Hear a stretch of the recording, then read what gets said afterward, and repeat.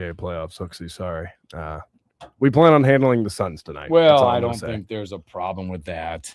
That's a foregone conclusion in some of these series. There's the series, and there's injuries in the series. There were some surprises last night in games. An unfortunate situation in one of the games last night that pretty much probably cost them the game with a star being out. So, also keywords, fly, F-L-Y. It's a 9 o'clock keyword right now. You can text that word into 402-258-2800 for a chance to win $1,000. Sponsored by Liberty First Credit Union. What's up, bowling champ? Not too much. I saw the picture. Not too much. It's pretty good. It's a good feeling this morning. We guys just cruising last night into the championship. Was it one of those nights? I think we were the beneficiaries of our opponents not bowling at their best, whereas we kept things rolling. Got to play the game. We kept things rolling, pun intended. I think we won 14-2.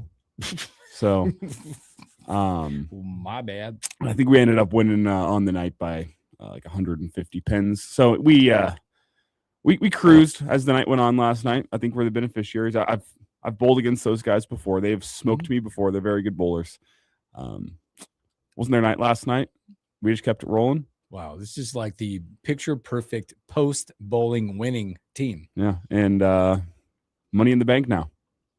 How do you – but now you got to reset, right? Do you reset? Do you get a week off for session 2, the second half? So now it's summer break. Oh, you're on break? We got summer break. That was last week up until August.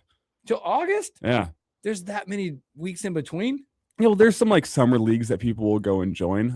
Not you guys me. Just going to sit back and enjoy the victory till August? Not me. This is I'm sitting back. I'm not doing summer bowling. They do some fun like little short-term leagues that people enjoy whenever you're really into the bowling. Well, and a champion like you've had documented wrist stuff. Yeah, exactly. It needs a break.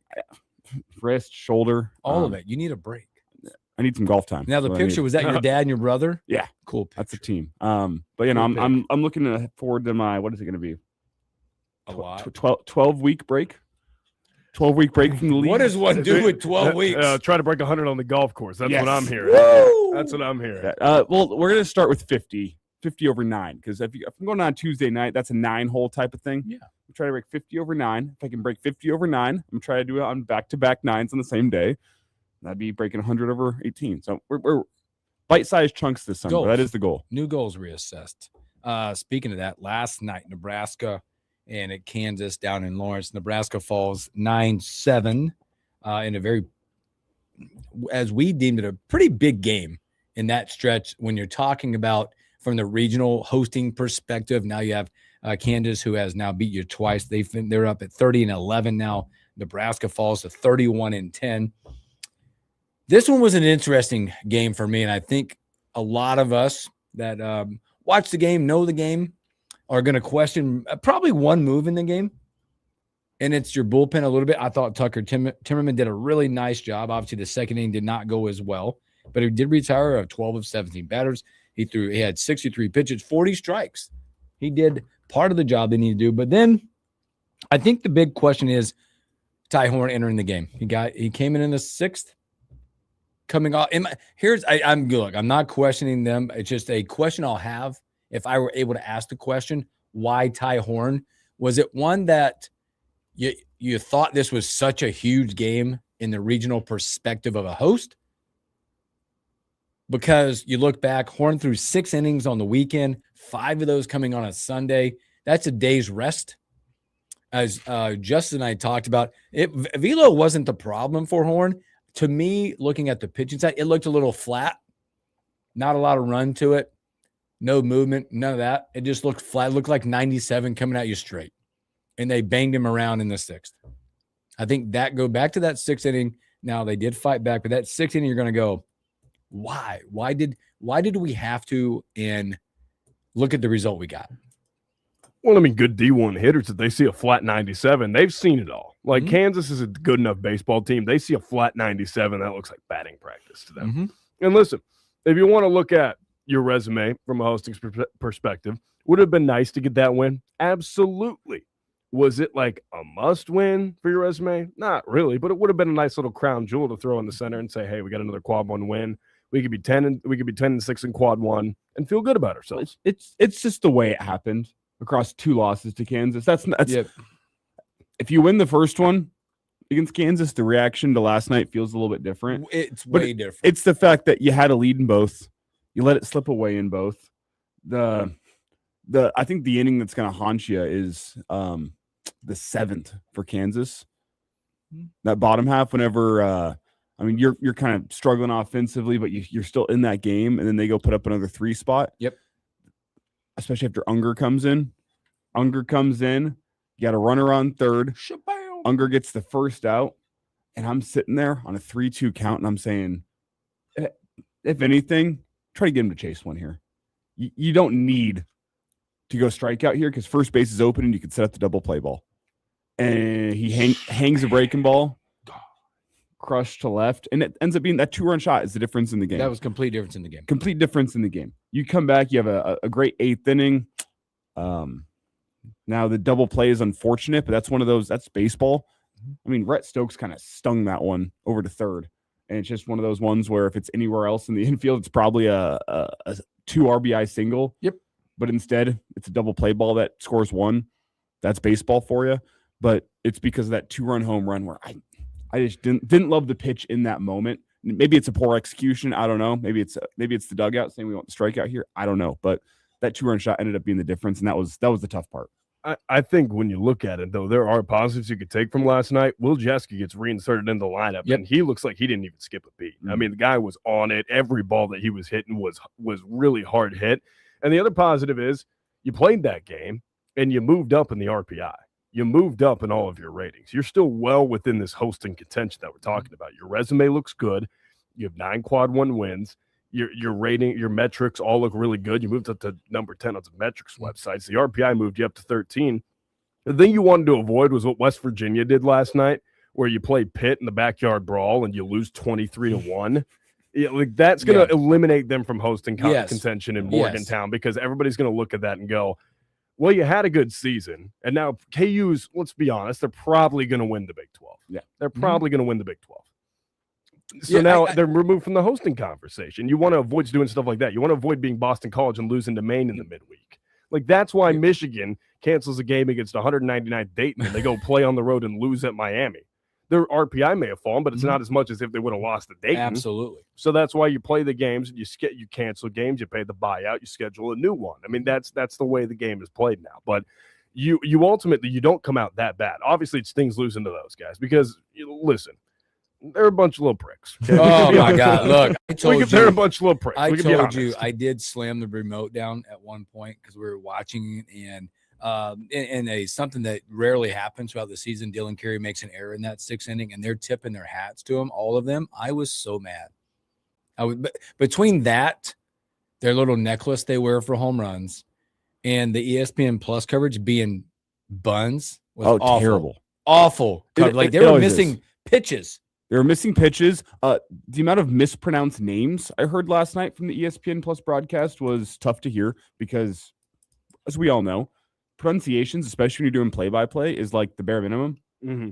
You usually get a pronunciation guide, and with the smallest amount of effort, usually you can go on these websites and they will have pronunciations, even if the media guide doesn't have it. They literally tape them up next to you. Yes. They tape them up. It's not that hard to just look to your right and go, oh, phonics. It's Grigo. I got you. Yeah. Simple phonics. Oh, Worthley. Yeah. I mean, there was names where I just didn't know. Jashawn Unger. Mm-hmm. Come on.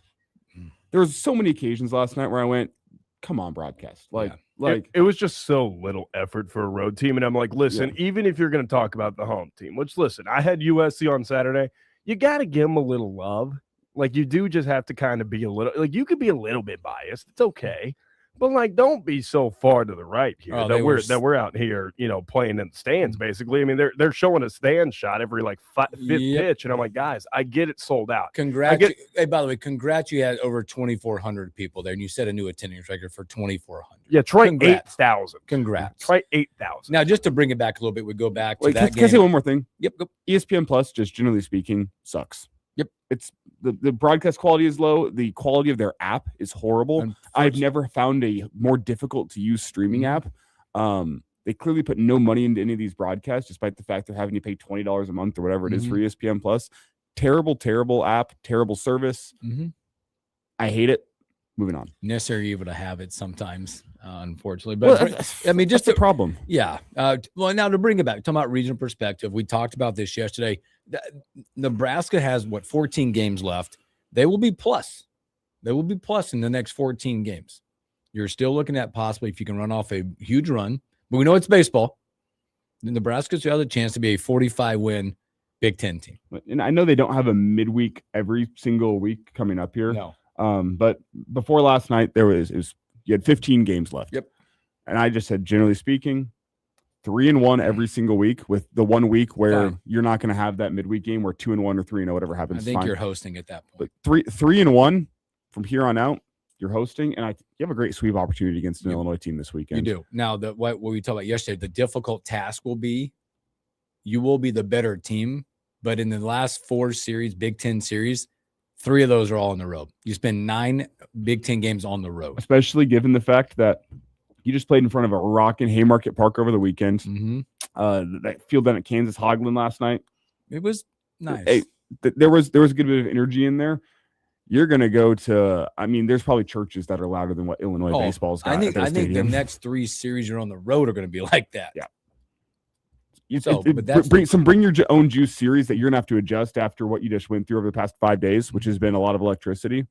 That's going to be tough to adjust to, but you will be and are the better team for every single team that remains on your schedule. Yes.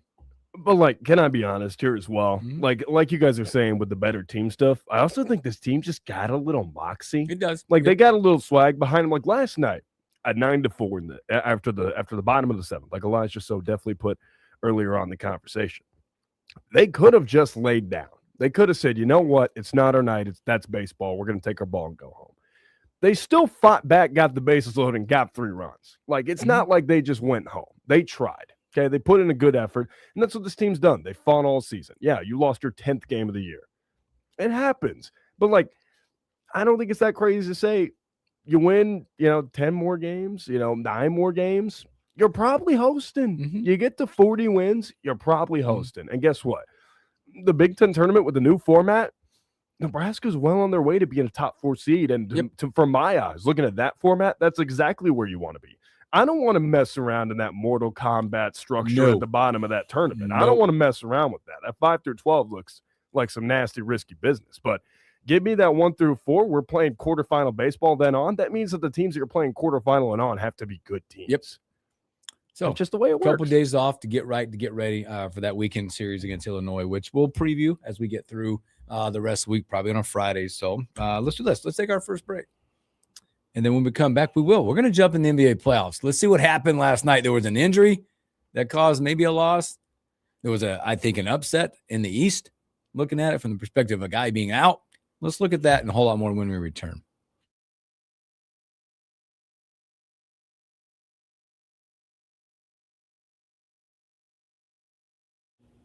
Fly. All right, fellas. It's like riding a bike. Yeah, did you see how bad West Virginia got smacked around? That was awful. Yeah, that's the one. If you look around college baseball, that's the one thing that you can hang your hat on with Nebraska. One, they have yet. I don't want to jinx it. They don't have that bad loss looming them yet.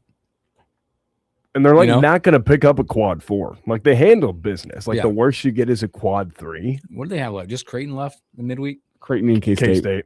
They have K-State at home on the 28th, I think. That's going to be really good based on the fact that you're not I don't want to say wasting arms. To me, them throwing Horn in there last night, they thought this was a huge, huge, huge game. Yeah, they obviously wanted it. I'm not going to. I thought maybe this is one of those games where it's man, the Big Ten is going to matter a lot more if you can pick up 12 more. What is it? 12. You got 4 more Big Ten series. Having him rested and available for that, and maybe throwing a guy or 2 out there last night to build some more depth as you get into the regional perspective. Well, they're not going to touch him until Saturday now. They're going to bubble wrap him until Saturday. I was surprised We didn't see any innings last night from Jalen Worthley.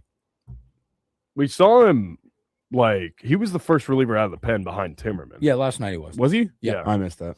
He was pretty good too. I was on a walk Again, around the park at that point. But I thought Timmerman was good. Timmerman's good, man. Timmerman gave you 4, gave you what you needed. and he gave it the little crooked 2 in the second. Yeah, and then it was like 3 runs total. I'm like, if that guy goes 4 innings and gives up 3 earned, we're giving our offense a chance. I Yeah. thought you needed to score 8 last night to win, like be like having like an 8-5 ball game in the 8th. You know, that's kind of where you wanted to be. Like, yeah, there's going to be room for Kansas to come back, but like you're going to have enough to wiggle with and shut the door. They just didn't have the runs in a timely manner, and I think that's what hurt them. They didn't give their pitching staff a spine, and that's definitely what hurts. But just hate when they were tipping their caps for the error. I was so mad. It's just so JV. It's so little brother. So mad. It's so little brother. They were all out there like, yeah, it's like, yeah, tip your cap, because guess what? Your coach is going to be at an SEC school next year. Sorry to say it. 2,500 people. Like, what's stopping South Carolina from going and getting Fitzgerald? You know? What's stopping Missouri from poaching him? They're going to hate to hear that. Mm-hmm. I'll say before we come back here, I do think the one thing I will give credit to Kansas for, cool to have a student section. Yeah. They only have it for one game. Take notes, Nebraska. Take notes, Nebraska. Take notes, Nebraska. All right, here we go, fellas. Here we go.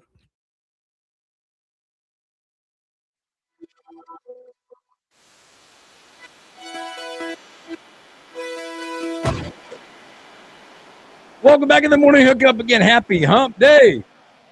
Boy, special shout out there. Thinking about your Nesto. Sounds like he's going to go. He's got a little surgery coming up, man. We'll be thinking about you. Throwing it out there. Appreciate you, brother, for chiming in and checking in. Speaking of chiming in and checking in, Spurs last night, an unfortunate. They get beat last night, 106-103. Something to watch in that one where Wemby went down. Yeah, they got to pull the chair from him, and that face, man, I was watching. Face in concussion protocol, which is like a 48-hour deal, probably in the more. NBA. Like in the NBA, I know it's. I think the minimum in the NBA was at least 48 hours. And whenever people get this, usually ends up being like a 5 to 8 day process. Yes. Of getting back, depending on how severe the concussion is. Well, if you've seen it last night, he goes down, hits the face pretty hard. Now he laid there from it. Looked like he tried to get up and kind of stumbled. It's like, whoa. He was able to get up and run back to the locker room. Now that's something to watch in that series, because that could change the trajectory of that series, having the defensive player of the year out in one of the best players in the NBA. And the Trailblazers get one they needed, 106-103. Spurs had a chance to tie it. It falls out and does not happen. So that series tied up. I thought this, boy, interesting. How about the Sixers last night? They get a big one. Yeah, we gave them no chance. We gave them zero chance without Embiid. And you know what? We're really good at that. We're really good at saying things like that and absolutely the opposite happening in those and in convincing fashion, 117-97 without Joel Embiid last night. Yeah, they didn't need no help. I'll say that much. And then that Blazers series, how about Scoot Henderson going for 30? An efficient 30 in 38 minutes. I mean, he looked good. That's the Scoot Henderson that was promised. Mm-hmm. They were good. They get to go back home tied at 1. Have you ever seen the Scoot Henderson that was promised during any of his time in the NBA? Not one last night. Boy, he looked good. Boy, he looked good. He was giving Blazers fans something to think about. Also in the nightcap last night, probably weren't watching because it was super late. The Lakers, they go up 2-0, 101, 94 without their stars. LeBron James, at the age of 42, stepping up, playing some of his best basketball of the year to carry this basketball team. It's like 85 now. But no, did you see the stat? It's like Durant had an efficient 20, and the rest of the Rockets were chucking up more bricks than a construction worker. I mean, well, that was embarrassing. Well, they were 36 of 89. Yeah, and Durant had the most efficient performance of anybody. I mean, he looked like he was trying to carry middle schoolers. Almost 90 times last night. The one that has been stepping up on with the absence of Austin Reeves and Luka has been, I hate to say it, makes my stomach hurt, has been Kennard. Yeah, Luke Kennard has been fantastic. He hit 1 3-pointer last night. I was at Bowling League, sitting up watching on the TV, and it was like this weird one where he like steps up into a 3, kind of like gets this weird half switch off of a slip screen, and is not even facing the basket. Just turns around, realizes he's unguarded, and fires up a 3 and cans it. And that was like, yeah, man, like one of those. What's the best way to put it? The no yes threes where the guy. I mean, he wasn't even looking at the basket. He flips around and fires one up quick fire before the defense can get a hand in the face, and he knocks it down. And he ended up going 3 for 6 last night. We talk about efficiency, 8 for 13. And, oh, yeah, he also played 42 minutes of basketball last night. When we talked about that players having to step up, the rotations getting tighter last night. If you look at their starters last night, obviously LeBron 28 and 7, 8 of 20. But you look, they go, Smart goes 8 of 13. Kennard goes 8 of 13. Hachimura goes, 5 of 10? In 43 minutes of basketball for Rui. My goodness. Marcus Smart going 8 of 13. I thought we saw Haley's Comet. I can't lie. I was like, a Marcus Smart efficient playoff performance. Add that with the 5 of 7 from 3-point land. Yeah, so we're not seeing that again for another 60 years. Take a nice little snapshot, kids. You won't see that one for a while. Big wins for those teams as well. Big win for the Lakers who go up 2-0 as they will head to Houston. With a little bit of cushion now in the timing of when you get Luka back, because he was back there last night. Reeves, those guys, up 2-0 gives you a little space to go, hey, maybe not quite yet. And I know he's aging, but I thought as soon as KD came back to this series, I thought it was going to be advantage Rockets. Mm-hmm. I don't know. That's a big one last night. LeBron played 38 last night. How old is he? 4 years older than that. Enough to get AARP. That's what I know. Boy, shifting the series tonight. You've got, how about this? You got the Magic. They got that thing tied up the other night. Oh, they're up 1-0. Sorry, they went up 1-0. They'll be back at Detroit tonight. That'll be interesting. Detroit currently favored by 8.5. And then the nightcap. This thing. Can we just move on from Suns and Thunder? I mean, I'd certainly like to. I mean, I watched the game the other night, and I'm like, guys, it's like we're going at half speed here. Like, I'm sorry to say it. I'm like, listen, I still don't want to see the Spurs. I'm gonna be honest. If we play the Spurs, I'm not confident we're getting out of that series. But the Suns, I think, come on, you know what? Here's the come deal. on, I think what the Thunder have, which you haven't seen from any other team out there, is the defensive side of the basketball.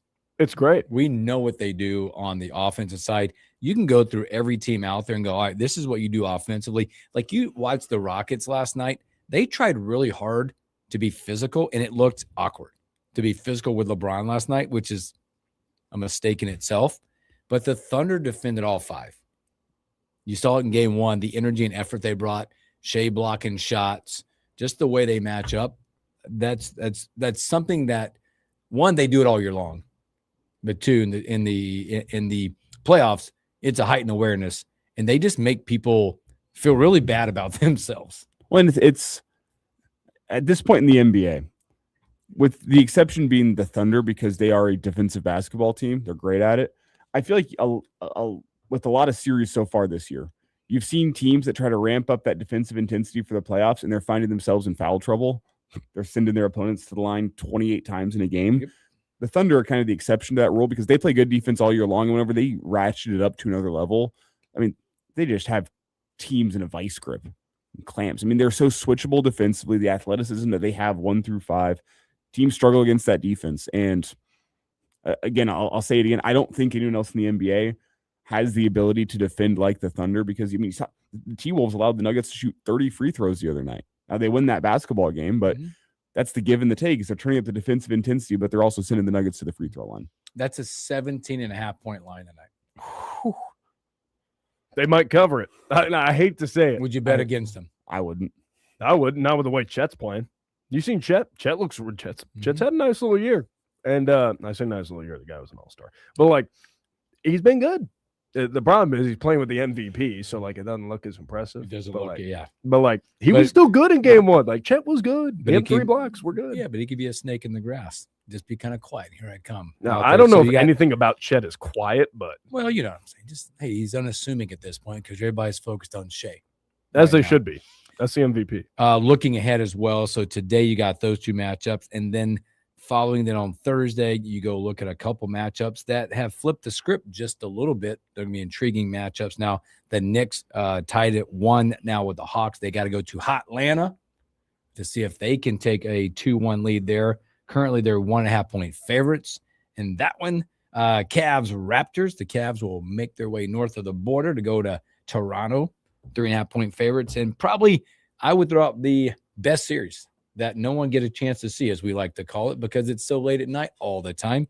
Nuggets, they'll head to Minnesota. We got an early start tomorrow night. Yeah, 8:30. Yeah, I can actually watch it now. Amazon it's Prime not my night. bedtime. Amazon Prime night, and currently right now, as they go there, the Nuggets are 1.5-point favorites headed to Minnesota. I hope they win it. This I mean, we've seen this series enough over the past 5 years. After what I saw last night, or sorry, 2 nights ago, I mean, this is a 6 or 7 game series. It's got that written all over it. These teams in the past, it's been punch and punch back. Nuggets through the first punch, T-Wolves punch back. We'll see what kind of response the Nuggets have, but this is a series that's going 6 or 7. It's just how it goes. It's the most evenly matched series in the postseason, I believe, for this first round. The Nuggets have Nikola Jokic and Jamal Murray, and hey, those two guys can carry him. But to flip it around, Anthony Edwards can go on a heater at any time. At any time, carry his team to victory. And not to mention, you have some great role players that fit their job really well. Rudy's been playing good defense on Jokic so far this series. You have Naz Reid, who's just that spark plug. I mean, he's like 6'11", but he plays like a guard with his ball handling. He can knock down threes. Like, both these rosters well constructed to beat each other. And it's back and forth. There's the intensity. There's the rivalry aspect, the emotions. I mean, this series should be fantastic, and I do think it's just a shame that the NBA is putting all these games. I thought what you sent me yesterday, 11 p.m. was incredible. Of the most epic Nuggets Timberwolves games and their end times. You sent me this stat. The first game one that ended at 1:35 Eastern. You go back to 25 Christmas night, ended at 2:22 a.m. Eastern. That was the Nuggets, the biggest overtime comeback in NBA history. Double OT game that ended at 2:24. It's amazing. Are you of the belief that if you get through this Wolves series, that you can beat the Spurs? Oh yeah, I think the Nuggets match up better with the Spurs than the Thunder do. Yeah, that's true. That's very true. That's very true. We don't match up great at all with the Spurs. Yeah. I actually hate seeing the Spurs, because now the Spurs think they have this nice little rivalry thing with Wemby and Chet. And I'm like, first of all, I don't understand what the rivalry is. Like, Wemby's the number 1 overall pick, future face of the league, and Chet was the guy who was taken number 2 overall and is the second or third option on a championship team. Like, we're comparing like apples to bananas. Yeah, yes, agree. I think it's a very forced narrative rivalry. Like, I think a more entertaining one is like Ant and Shea, because I actually don't think those guys like each other. Like Luka and Shea, like, I don't think they like each other. But like, I don't think Ant likes anyone to be friendly. Ant doesn't like anybody. If you're playing against Ant, he hates you. But like, I like Chet Wemby feels so forced to me, because I'm like, they're just like, it's different planes of players. Like, Wemby's a top 5 player in the league, and like Chet's a Chet's a really good player. Like, Chet deserves all the money that he's making. Like, was an all-star. He's just not on. He's not Wemby. Like, Wemby's a future face of the league. Like, I don't get why we're trying to fit a square peg in a round hole. Yeah, it's just not. It feels very forced. It's an NBA forced narrative that they fail at. And to flip it around, like, in terms of how teams want to play, a Jokic versus Wemby series would be appointment viewing. Oh my, yes. I mean, because I know these guys are the new age of big man, but they're both so unique in their games. Man, would that be fun to watch? Because that would just be a battle back and forth every single game, with Jokic, the playmaking, against Wemby probably needing to drop 30, 35 points a game, and then his defensive prowess. Like, the neutral NBA fan, I think, could get behind that. I'm logged into that. I'll also say, based on what I've seen so far this season from these two teams, I think the Nuggets match up better with the Spurs than they do against the Wolves. Like, I think this Wolves series is going 7. I could see the Nuggets beating the Spurs in 5 or 6. Just that's what the matchup is. And styles make fights. The Nuggets style is much better against the Spurs, whereas the Spurs, I think they'd rather probably see the Thunder than the Nuggets. And they won't get to do that unless they make the Western Conference Finals. Exactly. They're going to have to either get through the Nuggets or the T-Wolves. So we'll be watching a lot of that as we continue down. Speaking of things that night in and night out bring electricity, that's the NHL playoffs, my friends. And last night was no slouch of a night. I wish my teams, though, we're going to get to that in just a second. Why do all my teams have to finish their games at 1:30 in the morning? Yeah, I know. What's up with that? You had 3 of the 4 matchups last night on the ice were 1-goal differentials, and they're Canadians, Lightning get it done in overtime. Boy, here's a betting stat for you that I heard today. Obviously, the Lightning even it up 3-1 and 3-2 in overtime. Montreal, that's your 27th straight cover on the puck line. Wow. For those of you who like to partake, when we're talking about the Montreal Canadiens, that's their 27th straight cover on the puck line. Now that you've said that, I think you have to go the other way next game, right? I don't know. I'm just throwing the stat out there. I'm not telling you what to do. See, you would think that. Like, I bet the Mets to win yesterday, and then they decided to blow a 3-1 lead with Nolan McLean. Like, hey, that's like blackjack, right? They can't keep hitting it, can they? Just keep. And then they do. Doubling up. And then they take your money. And then it's sad. Got to go back to the ATM, and I come back, and they already broke the streak. Bruins even up last night, a big 4-2. Boy, second period, they go 3 goals in the second last night to even that series up. That's going to be a bruiser of a series as you continue down. Buffalo's up for it, man. Oh, boy. They're up for it. Yeah, you have multiple series where I know the NHL playoffs is always like this, but, I mean, we'll get to the second. There was the brawl in the Avs and Stars game last night. That was awesome. 4 different guys. And there was like 2 brawls back-to-back within 2 minutes of each other. The second one's the one that's getting all the run on social media. There's that one. I mean, the Bruins and the Sabres is just such a physical series. Then you look at the Wild and the Stars. That one might be the most physical series of it all. Those 2 teams are going at it right now. Non-stop. Another one last night, and we're going to get to your game here in a minute. Mammoth get one in Vegas last night, 3-2. In that one, they tied that one up. They'll flip the script there. But the nightcap, should I say the early night, the late nightcap into the wee early in the morning, your Avalanche hang on in overtime, get one 2-1. It was a tense game, and the Kings were the beneficiaries of a late. There's about 5 minutes left. I mean, a little off on that, but roughly in there. Mm-hmm. They get a power play. There was one confusing bit where the Avs clear the zone, but then it hits the linesman, and they blow the puck dead. They give a face-off, and usually that goes out to neutral ice, but instead they kept it in the Avs zone. Kings win the face-off, get a goal. Looks like it's like losing time for the Avs, and then they get a late Gabe Landeskog goal whenever the Kings were kind of trying to – what's the equivalent of football? They were trying to kneel it out. They were trying to play puck possession down in the offensive zone, not really looking to score. Run right, run left. Killing clock, and the Avs are the beneficiaries. They get the goal there, and then in overtime, it's the deadline edition Waugh who goes and gets the winner. The Avs, again, I said this about game 1. I'll say it again about last night. They felt like the better team throughout, just couldn't get goals. Or they couldn't get pucks inside the net, getting a lot of pucks on net. Wedgwood was standing on his head to keep him in that one. But if that series continues going the Avs were supposed to just wipe the floor with this Kings team. Mm-hmm. Kings are fighting hard. Avs are struggling to put the puck in the net. This one might be a tighter series than people thought. Or maybe last night was the last bit for the Kings. We'll see. Well, that's the thing with playoff hockey. I feel like an underrated part of it is like when you get a power play, how good are you at being physical? How good are you at packing it in defensively, staying in your defensive zone? Can you close off shooting angles? The shooting angles that you give up, can they be really long shot chances? You know, it's like the defensive solidity portion during your power play. How good is your kill? Has been a big part of this NHL playoffs, I feel like. And like, that's a thing, like, I know Carolina loves to be free skaters. Carolina's got a lot of skill. They play very open. They'll play wide. They'll play along the barriers. But that Carolina team get down and dirty. I mean, that's a team that's willing to get down and dirty and get scrappy. I mean, we've seen through a number of these series, teams that are willing to go that extra mile, teams that are willing to dig a little bit deeper and go get a little bit more physical, get grimy, find a way to stay defensively solid, grind out games. They're staying in games. If they're an underdog, like the Kings are talking about, the Flyers have been really nasty with the Penguins. I mean, that series has been bitter. Which we're going to get that one tonight. That's tonight. That's your opener tonight. There's 2 great games. Yeah. You have Philly and Pittsburgh tonight, and then Stars and Wild. This is a great night of hockey. I'd recommend. I think the NHL slate tonight is the one to watch, not the NBA slate. Yep, That's no offense to the NBA, but the NHL slate is great tonight.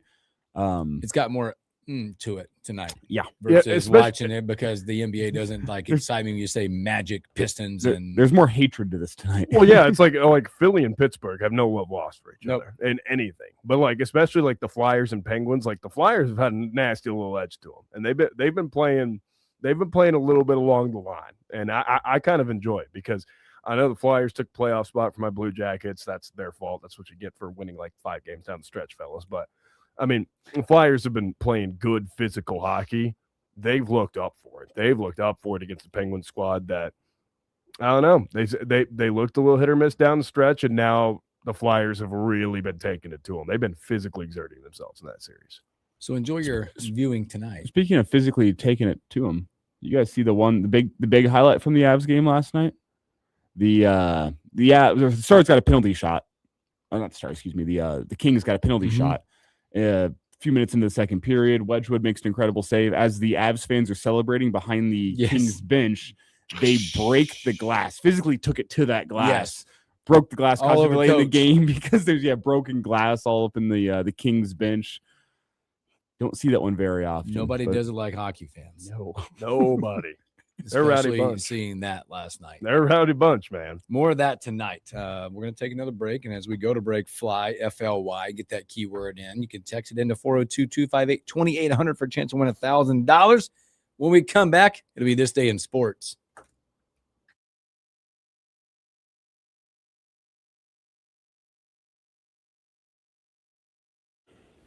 Long winter, fellas. All right. We do, we kind of jumped into a segment now. It's called This Day in Sports. Ket? Whatever year you like. There's a little nice sites out there to go This Day in Sports. We just bring up different ones. And birthdays. And the worst days at the birthday. Should be champagne when your birthday. And I'll also add here, because we have a good amount of time on the clock here, probably about 9 minutes. Perfect. We can also get some quick thoughts from Justice on Oogie and and we can get my Portland portal thoughts. That's totally okay. Yeah, I'm good with that. We'll just quickly get some of those because I know we'll get back into that next hour with T as well. Hey, And Hooksy. we are getting close, by the way. After talking to T this morning, we don't have a date yet, but Coach said he's back on with us. No He's coming level back. 1 recruiting violation. I know. attempts this No, time. at least it should be over by then. That's what I was telling T. Maybe we should wait until it's over. But Coach did respond to T and said, love to. Let's get through the weekend. And we'll figure it out.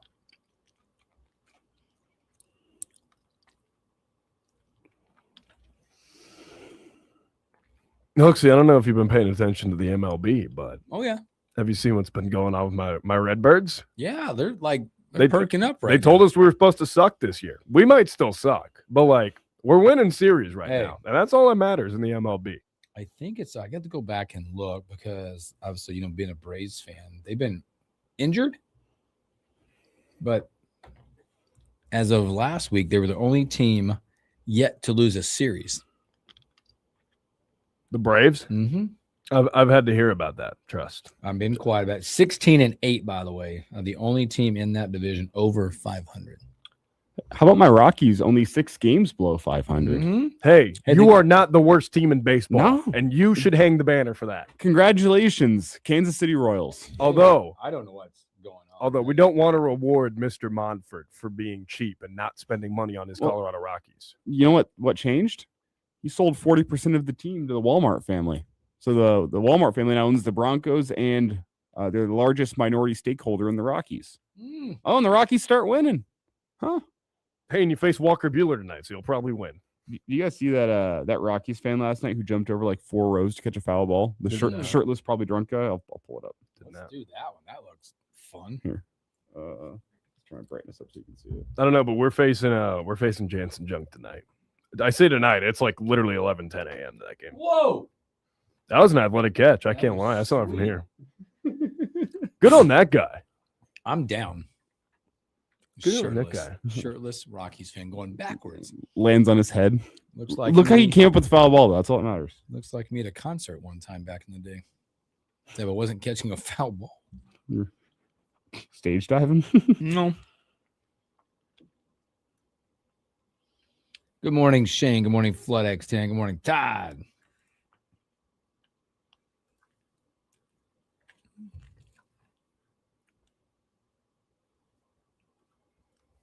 Listen. Listen. I'm gonna give a little preview to this because I don't want to hold without it. If that 5-for-5 passes and you get Kendall Blue and Jamarcus Lawrence back, watch out. And you add a big, like, even, I'm just like, if they add like another big, you give me another big. This is a great portal window. That's what I'm gonna say. This is a great portal window. You got Orm, you got Leonard. I think Capkey actually might be okay. I think he's gonna be just fine. I'm wondering if the Oogie situation, considering I'm not sure if it's a finances or confidence or a little bit of both, but makes me think they have a little bit more confidence in Leo after what he was able to show this year. Oh, absolutely. I think there's no doubt about it. That's also what that told me. But they still might go shopping for best I think international.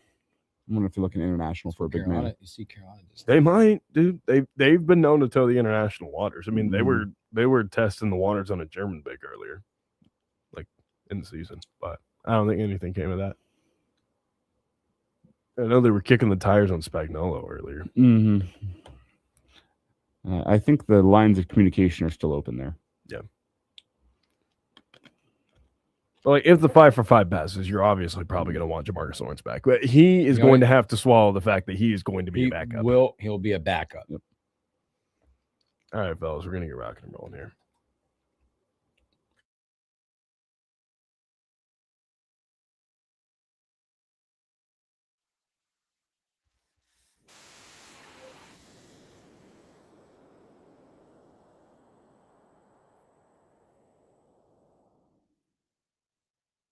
Welcome back to the morning hookup. A few moments left to hang out with you. Thanks for hanging out with us. We'll get to that. We got Henry T. Buchanan coming up as we went to break. We talked about this day's sport, but I've had Justin has not a chance about the pool for Nebraska basketball with the additions as it got off to a great start right away with Orm. Then it went. You're like, what's Fred doing? It's taking so long. Then Fred goes, hold my beer. I got you, and you. And I'm good. Yeah, Added some very good key pieces that will fit that offense as Nebraska. That's the one thing we talked about. Yes, they got the money. They got some money now, but they still can't play up in the big leagues yet. But it's all about fit when you look at this team and the pieces that they needed to replace. Well, and it's not like Fred went out and like advertised, hey, I have X amount of dollars. Like, we're good. We're going to compete at a championship level like certain other Nebraska head coaches did. And the market apparently moved. But, Fred got himself a little shopping cart. He went down to an establishment and he said, hey, I like this. I like this. I like that. I like that a lot. I've liked that for a while. And he got some pieces. I think Orm is a great fit, tremendous fit, about the best fit that you can get in the portal. I like Leonard a lot. I think Leonhard's going to be a good player. Starting point guard. Yeah. I don't think Capkey will be that bad, and Betts is a guy that they've liked for a while, and they think there's still some juice left in the orange on that one. So, Fred gets himself a nice little backup guard, maybe get an extra piece, maybe go to the high school rank. This is a pretty good portal window to me. And I think the biggest question out of this is you can look at the portal class here. Give me thoughts on how it fits with retention, because I think those are the bigger questions when you look at it. You're like, all right, these guys out of Boston College, out of wherever you're from, but look, how do they fit with a returning Frager, a returning Price Sanford, a returning Leo Curtis, Will Cooper returning, Kel Jacob returning? That's the question everybody's going, how does that fit in the offensive and defensive flow, what Fred's trying to do? Right, and don't forget that Connor Seagen's coming back Yep. as well from an injury. You wonder how big of an impact he's going to have, but I mean, I really like the Orm fit with what they retained with Frager and Price. That was obviously like the biggest wins of the portal window where those two guys didn't go walk. Mm-hmm. And trust me, there were people hitting up the line saying, hey, we can give you a certain amount of cash to come play for our ball club. But they turned it down. They trust in the process. They trust in Fred. I think Orm's great. Orm's like 97% style in last season in cutting. Like that, he scores a lot of points off of cutting. So he's really good at that. He's a knockdown three-point shooter. He's shown it. He's hit it through volume in his career. He's played the 5 before at Belmont. So there is some positional flexibility when he's like a 6'9", 6'10" guy that can also play the 5 a little bit. And So you can give you some small ball versatility there, but I don't like think that that's how you. piece. I don't think you'd want him to play the 5 as in the Big Ten, but it's flexibility based on the opponent. Mm-hmm. Is what Yeah, I'm saying? like you could totally space bigger rosters out and play small ball 5 if you need to. But they've also like they got Cap Q, who I think is a decent piece to add with what they're going to do. He's got to unlock more of his passing game, but I think that's what Fred wants to do. So they'll get a nice piece with him. I think Leonard fits like a glove. Like that's a defensive versatility piece that you needed. You can't replace what Sam Hoiberg did in terms of impact, but if you want to replace like defensive roles / have a guy who's like a like taller, longer, maybe a slightly better athlete, like that's the guy who can go do it. Like he's going to be rangy. He's going to go disrupt things defensively. And then on the offensive end, he's going to keep things ticking. Like he's a guy who is willing to try some passes, like will get the ball to shooters repeatedly. Like that's what they're going to need because I don't know if you noticed from the makeup of this roster, but it looks like Fred Hoiberg's pretty content with trying to wage war against the Nets next year from 3-point land. That's the whole plan with that. Well, just size and athleticism as you look at what they like to do, how big they are. And again, we spoke to Washit yesterday, and I thought one of the best statements he said was some of the word he got out of the recruitment process when they sat down to do a film was, we don't need you or want you to be Rank Mass. We don't need you or want you to be Sam Hoiberg, right? Because they're irreplaceable for what they brought to the table, because what Rank brought is not what it is. That's a unique skill set that not everyone possesses. What Sam's intangible stuff is not what everyone possesses. But I think it's they landed. Now, moving forward, thoughts on Oogie? I mean, that's a really interesting situation because the back thing, you don't like. That's from every bit of intel that I've gathered. That's not some of the surgery. That wasn't an ROI. There was no ROI coming out of him staying around. It was risk and reward. Yeah. Was there a chance he'll be able to play next season? Yes. Most likely. Do you pay up out of your valuable NIL funds for a guy that might not play a game next year? That's not a risk reward you want to take, especially when you could just go international. You can go to the portal or go to the high school routes and pick up somebody. To me, that's a business move. When you go into the businesses that I'm in, when I go in and go, why do we have so much of that sitting on the shelf not moving? That's capital on the shelf that is locked up capital that I can't go play with. And to eliminate that capital on your budget, on your line item, freed you up to go do some things. Now, because with that, if and when, hopefully when, the 5-5 comes into play, because you got a couple of guys sitting out there that have put their name in the portal. One, Jamarcus Lawrence, Kendall Blue, both. And Jamarcus has said, if and when it ends up passing, I'm 100% back in at Nebraska. Which would be a nice piece. Like if you want to solve the guard rotation thing, he'd be a nice piece to help with that. I think what this portal window also tells me is they think the freshmen coming in are really good. Yep. And they think they're going to compete for rotation spots. But I don't know if you noticed this. Jacob Lanier last night was voted the Arkansas Basketball Coaches Association Player of the Year. He beat out a 5-star, and J.J. Andrews is going to play for Coach Cal at Arkansas. He beat out a guy who is ranked the best player in the state for the Player of the Year. Like, they think that guy's pretty good. By the way, Colin Rice went to a top 100 camp earlier in the year, and he absolutely smoked some guys there. Like, they think those guys can play, and they think they're going to play right away. So if you're worried about some of the young cats stepping up, they think those guys are pretty good. So they're leaving a chance for them to crack the rotation. There's some daylight there. Right, before you get out of here, some quick this day in sports history. Let's go. How much time we got? Like what, 30 seconds left, probably? You got a minute 40. Oh, wow! Look at us being efficient. We have budgeted time well today, fellas. Oh, I'm usually not that far off with this thing. Look at us. Okay, but how about this? 112 years ago, on this day in 1914, Babe Ruth's first professional baseball game. Just saw that. There you go. His stats as a pitcher: 6 hits and a 6-0 win, 0 earned runs. Wow. Stud. About this day in 1954. Since we're in the NBA playoffs, the NBA adopted the 24-second shot clock and 6-team foul rule. 1954 when it all came about. This day in baseball history, 1981. Los Angeles Dodgers rookie Fernando Valenzuela tosses his third shutout in 4 starts.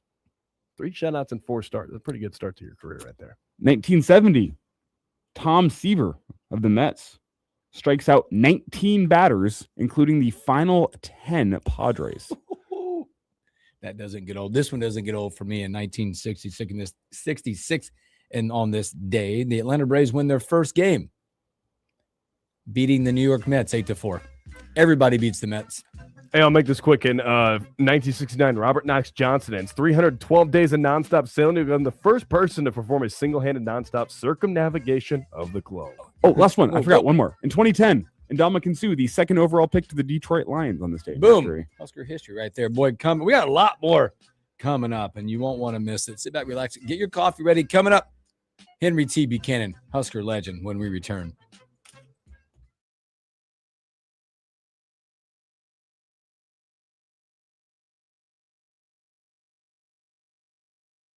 Or the time you borrowed the car without asking? Mom didn't just survive your childhood. She handled it with a whole lot of patience. Now, KFOR wants to help you pay her back for all those gray hairs. We're giving away $1,000 to treat your mom to the ultimate Mother's Day. Enter daily at KFORnow.com for your chance to win. It's the Big Mother's Day giveaway, driven by Bish's RV. Enter to win $1,000, along with a huge camping cooler from KFOR. This is Brian Health Podcast. When it comes to a healthful diet for diabetes patients, a balanced plate is key, and here's registered dietitian and outpatient diabetes educator Teresa Gerbling with more. When we're thinking about a healthful diet for diabetes, we want to balance half of our plate with non-starchy vegetables. We want to balance those with a nice portion of protein, 3 to 4 ounces of protein. And then also the other fourth of our plate should be carbohydrates and starches for fuel. And to hear the entire podcast, go to brianhealth.org. At Liberty Mutual, we love helping people with things like customizing car insurance, just like how we customize a song for you. Catered country tune. Liberty Mutual, saving you bucks by protecting your truck. 'Cause 30 told me to only pay for what I need. Thank you, Limu. For always trusting Limu with Liberty, Liberty, Liberty, Liberty. Let's go! With Liberty Plus checking from Liberty First Credit Union, your money helps you move forward. Earn up to 5.50% APY on balances up to $40,000. Plus, rack up You Choose rewards that you can redeem for cash, travel, and more. With relationship pricing on savings, CDs, and loan rate discounts, Liberty Plus checking helps you earn more with every dollar. Let's go! Earn with Liberty Plus checking. Visit Liberty Lincoln's First. local news, talk, sports, and weather station. FM 101.5, 1240 AM, KFOR, and KFRX HD3, Lincoln. From ABC News, I'm Sherry Preston. Iran has fired on 3 ships in the Strait of Hormuz, seizing 2 of them and intensifying its assault on shipping in the key waterway. President Trump insisting the ceasefire will continue indefinitely, but Iran insisting the U.S. blockade of its ports is a violation. ABC's Karen Travers is at the White House and says of the ceasefire, it's open-ended, and that's different than what we have heard from the president in previous rounds of deadlines and other threats that he has made, where he has given Iran 48 hours, several days, 2 weeks. This one doesn't have a clear timeline. The president said last night that this new extension of the ceasefire is going to last until Iran submits a proposal, and he says it has to be a, quote, unified proposal. Talks on ending the conflict were supposed to have started this week in Pakistan, but so far they have not. The president is posting on social media today, slamming the Republican justices on the Supreme Court who struck down his tariff policies, calling them weak, stupid, and bad. In a 6-3 ruling out this morning, the High Court said a wounded veteran of the Afghanistan war can sue a contracting firm. ABC national correspondent Stephen Portnoy explains. The case had an Army specialist severely wounded in a suicide bombing suing the contractor that hired the Taliban operative who conducted the attack. The suit was brought in federal court seeking damages under South Carolina law. The Supreme Court ruled in favor of the injured soldier, finding the contracting company isn't covered by the immunity that shields the U.S. government. The opinion was written by Justice Clarence Thomas and joined by 5 of his colleagues, including the court's 3 liberals. But fellow conservative Samuel Alito wrote the dissent, arguing that in war, state law should not control. Stephen Portnoy, ABC News, Washington. Health Secretary Robert Kennedy back on Capitol Hill for budget hearings. Democrats this week repeatedly asked him about health policy under his leadership, including his stance on everything from autism to vaccines. This is ABC News. What are you doing every day to support your liver? If you enjoy sweets, fast food, alcohol, or take any medications, that's a vital question to ask. Hi, I'm Sherry Torkas, pharmacist and health author. For over 30 years, I've helped people make informed decisions about their health, especially concerning prevention and long-term wellness. Supporting your liver isn't just a wellness trend, it's a daily essential. That's why I recommend Active Liver by New Nordic. It's made with plant-based ingredients like milk thistle, turmeric, and globe artichoke, herbs clinically studied for their protective and restorative effects on the liver. Active Liver blends traditional herbal wisdom with modern scientific research. Not all supplements are created equal. I trust Active Liver because it's backed by science, meets strict quality standards, and delivers true daily liver support. Active Liver is available online at Amazon or NewNordicUSA.com. Or you can find it in stores at CVS, Meijer Grocery, Wegmans, and now Active Liver is available at your local GNC. Your chance at winning $1,000 is happening right now at Lincoln's KFOR. Just enter this winning word by texting it to 402-258-2800, and you could be our next 1K a day winner. Here is this hour's winning word. Swim. That's swim. SWIM. Swim. Now text that word to 402-258-2800 for your chance at $1,000 from Lincoln's KFOR. Have a passion for the outdoors? Nebraska Game and Parks is seeking seasonal teammates. Work in scenic state parks, contribute to vital research projects, and care for our natural spaces. Seasonal staff assist with special events, provide customer service to outdoor enthusiasts, and make a difference for conservation. Join the adventure at Outdoor Nebraska.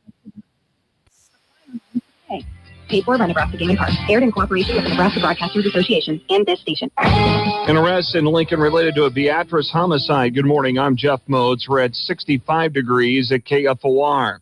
Beatrice police say a 31-year-old man was arrested in Lincoln on allegedly shot a 37-year-old man in a North Beatrice neighborhood early Tuesday morning, with the victim dying in the hospital. Investigators say Justice Barnhouse of Beatrice was taken into custody on an arrest warrant and is accused of second-degree murder, use of a weapon to commit a felony, and possession of a firearm by a prohibited person. Barnhouse is accused of shooting Joshua May, who was found lying in the street by police, then taken to a hospital where he died. Former University of Nebraska President Ted Carter, who abruptly left the same job recently at Ohio State University, apparently violated OSU policy by trying to help a woman with whom he had a close personal relationship get a job at the school and access to the public institution's resources. An investigation was requested by the Ohio State's Board of Trustees following the last month's abrupt resignation of Carter as school president following revelations of what it called an inappropriate relationship. In the statement, John Zeiger, Ohio State's board chair, said the investigation's findings were deeply disappointing. Crime Stoppers from Lincoln Police this week takes a look at a hit-and-run accident from April 3rd in a parking lot near 11th and G Streets. LPD forensics technician Becky Keller says video shows an older white Chevy Silverado pickup pulling into a parking spot. The driver exits the truck, has a kid with him that he helps in and out of the back seat. They go into the bakery to grab some pastries, and when he exits and drives, backs out of that parking lot, he hits the corner of the victim's vehicle. Keller says the driver did not stop to provide information to the owner of the vehicle. Video of this incident can be found at LincolnCrimeStoppers.com. Lincoln's first forecast, sunny and breezy today, a high of 84, then increasing clouds, breezy tonight, slight chance of rain, a low of 61. Tomorrow, mostly cloudy, 80% chance of showers and thunderstorms. Some of those could be severe, a high of 78. Right now, sunshine, 65 degrees in Lincoln. I'm Jeff Modes, KFOR News. This is the Morning Hookup on KFOR.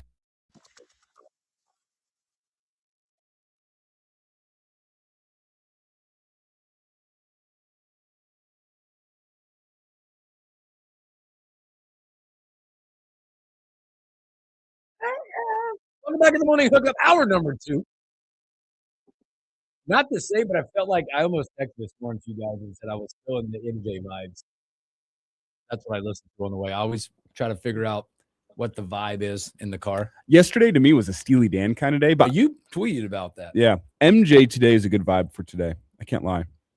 I'm not sure tomorrow with those thunderstorms. It's a Wednesday. We got to groove on through. You know what I'm saying? Well, Come you know on why? now. It's high vibes for hour 2. We got T in the building. Come on. We got Husker legend Henry T. Buchanan. T, what's up? What's up, fellas? What's happening, Justin? I haven't seen Justin since, was it OKC? I know. And, what's up, Elijah? He kind of quits now. He decided to come back and say hi. He claims he's had class. I have. Like he's going to graduate or something. Yeah. The academics. Unlike T the last 5 years, no matter what. Like he's official today. He's like in his office today. It's office day. Yeah. Hey, and starting the first week of June is going to be twice a month. We're stepping up a little bit, so we're going to be in the office the first and third week of the month now. Well, I tell you what, you better call Pat and get some polos. Hey, no, I need some long sleeves, man. They got the air conditioner blowing up in here, and I'm in there freezing. My hands are ice cold. I'm been rubbing my hands. Is that the being in Arizona thin skin coming on, or is that, as I would like to call it, the age is starting to get you a little bit? Probably a combination of both, but it's always been like that. It's the office has always been super chilly, and it warms up during the winter. What you want to call a winter, I guess. They have the heat on, and so that's all good too. But I do love the fact that I can go outside in the 90 degrees and come back into a cool place, but I just get a little chilly. Man, that's got to be the least used heater in America. I've been paid for it at that point. Well, I haven't used my heat, but maybe once, and that's the only reason I use it because I had company. I mean, my air conditioner rather, or heat even during the summer. I mean, during the winter. The only heater that gets used in Arizona and probably T's place is the pool heater. No, I got the hot tub for that. Oh, I got the hot tub for that, so I use that. I use that during the winter. Just flex on the hot tub. We got Husker legend Henry T. Buchanan, the Mac, hanging out with us on the morning hookup. Well, T, portal season, man. Give me some thoughts as you look in what Fred has done, the parts, the pieces, the fits that he's done, and some of the guys you're looking at, and kind of give us a lay of the land when you look at it. We've talked about this with you before with Nebraska last year being a defensive first team. Maybe now you're starting to see an evolution, and maybe this is going to flip to a more Nebraska offensive team with the pieces that he's brought in and retained. Well, I have to agree with you on that. And what's key to this is that Nate Lossner's defensive mindset, he can create defenses for any type of talent that we recruit to be able to adjust and be effective.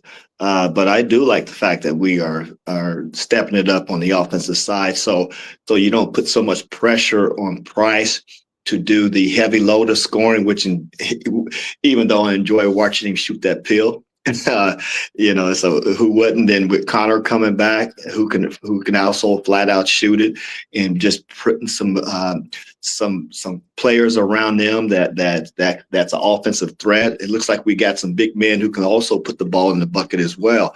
And I see we're ranked 36 in the country transfer portal so far, and I know he's still out there. I guess I sent you the text. He's going to come on hopefully next week, if not the week after. So most likely next week. It sounds like. So him and I are connect this weekend, and we can ask the man himself. What his thought process is from a recruiting standpoint and finding players that's going to fit his system. Henry T. Buchanan with us here. And T, whenever we get him on, do you have that level 1 recruiting violation question all queued up? Do you have that ready to go? Hey, Elijah, I think you're preparing me for that. You don't call me out 1 or 2 times, so I think you're preparing me for that. So I'll just have to keep my lips sealed. If I hear any rumors of any type of players, I'm just going to maybe text you or Bill just to make sure. Is it safe to ask this question? I think what we'll do is probably have to have a call to compliance to just send you the do's and don'ts as we get to talk to coach. And we'll be hovering over the bleep button for the on the air. Yes, but I am excited to talk to him and see, where he's at, from a recruiting standpoint and how they feel about the signees that he has so far and how they're going to fit into the program. And me, I'm gonna refrain for giving too much of an opinion until I see these kids play, because I know we had 2 4-stars with Rice and the kid from Arkansas, high school 4-star players, and then we had I think I did look at one of our from a transfer portal. They came out of high school as a 3, but they're ranked 4 transfer portal wise.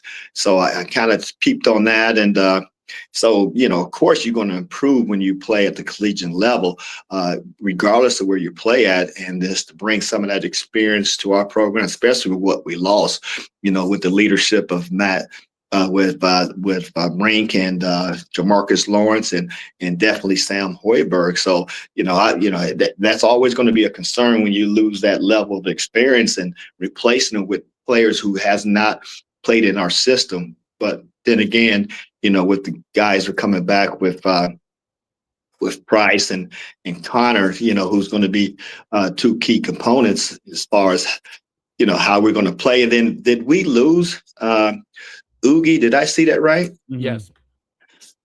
Okay. I didn't see that.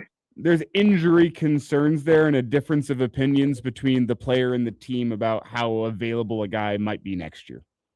Well, the last couple of years, he's been a coach, so it's and with eligibility, so it's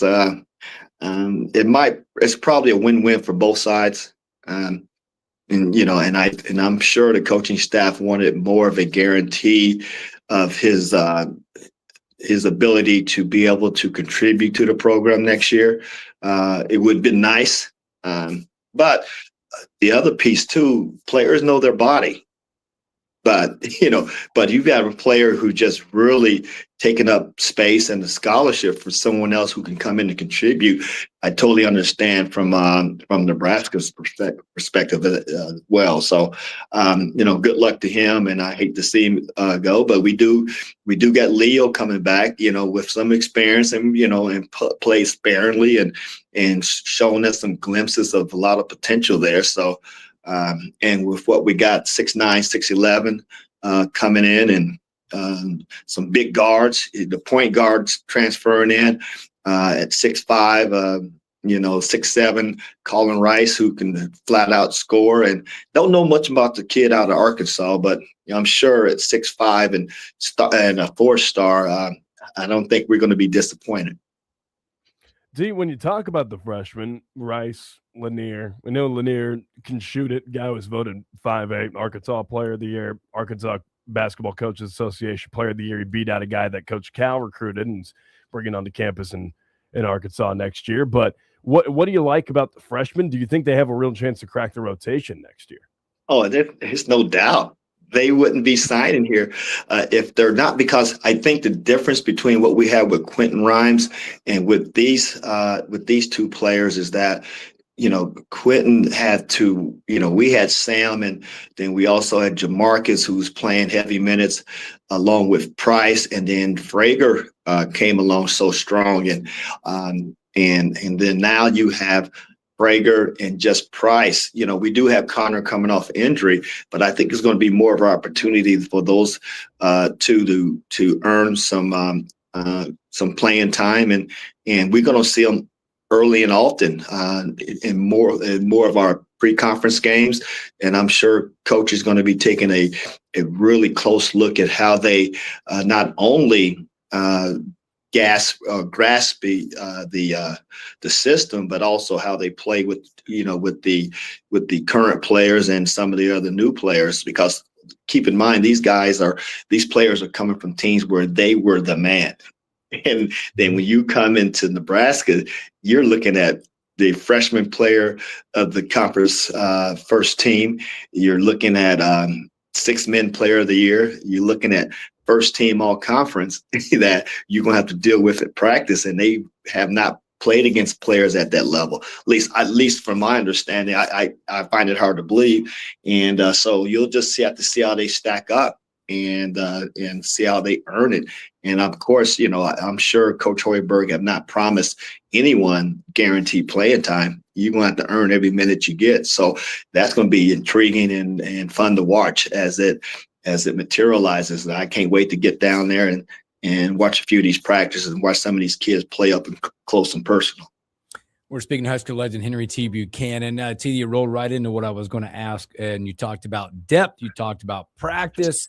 How important is that when you look at the practice side of this? Because now you're telling me we got about 10 guys that can hoop right now, and be able to battle in practice against like players 4 stars, whatever the case is, but how important that is, because A's like to play with A's. A's don't like to play with D's. And it looks like Fred's got a bunch of A's and B's coming into Nebraska right now. Oh, yeah. And it's going to be interesting, too, for the simple fact that, this offense and the way the system is set up for these scores and shooters. And then you have a prolific defensive-minded coach in Nate that even though it's a complex system, but, playing at that level, once you pick it up, I remember I should talk to Connor about how beautiful that defensive system is when everybody's on the same accord and how they run it. And then offensively, where everybody pretty much have the green light and the unselfish play. Now, that's going to be the key. Can these kids come in with the unselfish mindset and be able to kind of wait their turn? Because Frager and Price is not going anywhere next year, and they're going to be there, and you don't have to learn for them, and they're not going to give up any playing time or positions on the court. So it's going to be pretty interesting to see how these kids perform, and not only those freshmen, but also the transfers. Because I don't think anyone is going to just want to give up, even though it's going to be a lot easier probably from the front court perspective because of the losses that we've had with Burkay and Mast, and in addition to Ugi who just left. So I don't think it's going to be as much in that position. I think Leo, who's been here, is definitely going to, compete for playing time there as well. It's not going to give it up easy. So this is the fun part of the competition, and we're going to find that out quick. And of course, and I've told you my stories when guys came behind me, and I knew they were coming from my position, day one, I let them know that I'm not giving it up easy, and you're going to have to play to either earn, earn playing time, let alone trying to take my spot. So, and those are the guys that's already there, but I think they're pretty established. I think Frager and Price is pretty established, and I think we're going to have to build around those two, and then those guys will have to compete. But I think we're going to have a deep rotation. And matter of fact, I thought this year's rotation is going to be deeper, but I didn't expect Connor to be gone for the year. That wasn't expected. And I did think Garcia was going to step up and earn a little bit more playing time, including Kendall Blue. But you have to earn it in practice. And if you're not performing in practice, it's tough for the coach to take a chance of you in the game to because it's about wins and losses. And speaking of wins, they set the stage very high for next year. And hopefully the fans understand that we're rebuilding every year. But we got the right coach in place to make it happen, though. But we're rebuilding every year, just like every other program in the country. Awesome. Well, good stuff. Hey, we're going to do this. We're going to take a break. Don't you go anywhere. Don't you go now. Warm up, but don't go anywhere. When we come back, more with the legend, Henry T. Buchanan. Hey, fellas, Andrew wanted me to let you know that he had a little procedure, so he's going to have to catch. Oh, sorry about that. Yeah, my bad. I can hear you now. Oh, no, Andrew let me know, our Florida guy let me know that he's had a little procedure, so he's not going to be able to listen in, but he's going to try to catch it a little bit later. So we want to make Long pass. He's one of our loyal listeners. And I shouted him out earlier. I know he's going through it a little bit right now. Yes. When I met with him a year or so ago, had a chance to meet with him in person, and he was sharing a little bit of that with me. And I've been through it myself, so a different type, but still been through it. Yes, Justice. No, hey, Justice. So Justice. So you're graduating this May. Yeah, it's a couple weeks away. Fortunately. Oh man, how you feeling? You're bringing an air horn. You and about all my family. Yeah, it's two choices now: get real or grad school. I can't go. Oh, great question. Go into the real world. You got to be a big boy now. Real world. You got to put on the big boy pants. You have to put on the big boy pants. Yeah, I gotta, grow up. Yeah, never got to do that. It's never fun. Matter of fact, you never grow up. You never grow up. No, you can get that's a great point. You can get old, you don't have to grow up. Yeah. It just hurts more when you get old, not growing up. Yeah, that's true. That's true. That is so true. Your recovery is a little bit slower. Oh yeah. I think Bill Hooks knows how to play hard. We'll say yeah, that. but it's gonna catch me. You work hard, you play hard. That's how it works. I know when I got back from OKC, it wasn't right for a few days. No, I was just gonna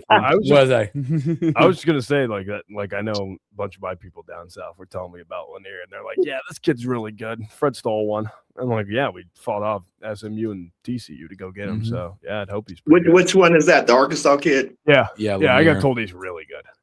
Now, there's some things about the family circle, and there's some things that maybe the family circle is a little more involved than players that we've previously had, but. I think if Fred's taking him, he thinks it's worth having. Oh, okay. Yeah. That's good to hear. He's got a guy that can Dad runs the social media. It's about as far as I'll go with that. But no kidding, man. It happens. That's how it is today. The thing is sometimes I see kids that run their own social media, and I go, "You should really have somebody else do this for you." See, maybe or just not. Have maybe his dad media. just thinks he's a knucklehead. Yeah. We don't know. You're knucklehead. Knucklehead. But parents, I kudos to the parents who's involved with their kids, because we see more of the opposite. So to see this, I'm more impressed with that than him doing his own thing, and parents is outside looking in and reaping the benefits. Here we go. Coming back.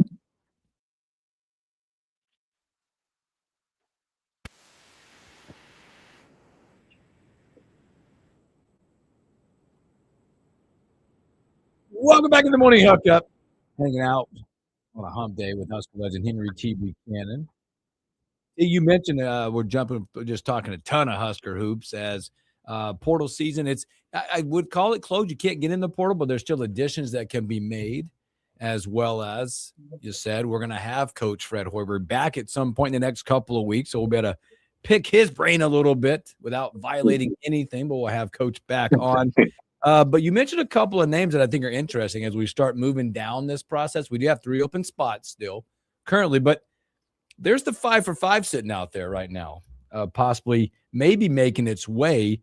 And there's been a couple of guys that have now there's a movement right now with possibly if that's going to come or not. We don't know. It's confusing on where it stands, but it could change the college landscape as well to get to 5 and 5. There are kids without eligibility that are in the portal right now. 2 of those, are J-Law and Kendall Blue. Thoughts on the 5 for 5? Because as Jamarcus Lawrence has stated, if he is granted that one more, he is all in the coming back to Nebraska. I just read that right before I came on, and I was going to ask you guys, what in the world is this 5 for 5? Well, I mean, there's so many little parts to it, but essentially just says there's no more, correct me if I'm wrong, like the red shirt gone, but whatever the time it starts, you get 5 years to play basketball. Like you just get 5 years, 5 to play 4. Now, all the hardships and things are gone. There's more integral parts to it, but essentially you get 5 to play 4 years. Wow. And it's like you got J-Law jumped in there. You have other guys like Seth Trimble at Carolina has put his name into the portal. Tyson from Minnesota. Yeah, from Minnesota has put his name. I think Tyler Nickel put his name in there as well. Just waiting to see if there's the opportunity to come back, because I think a lot of what you're seeing is there's still NIL dollars to be made for some of these guys that aren't NBA type talent guys out there. That's a great question. I know it reminds me of the JUCO rule that they have, that you don't lose. At least you get one of those years back, if not both.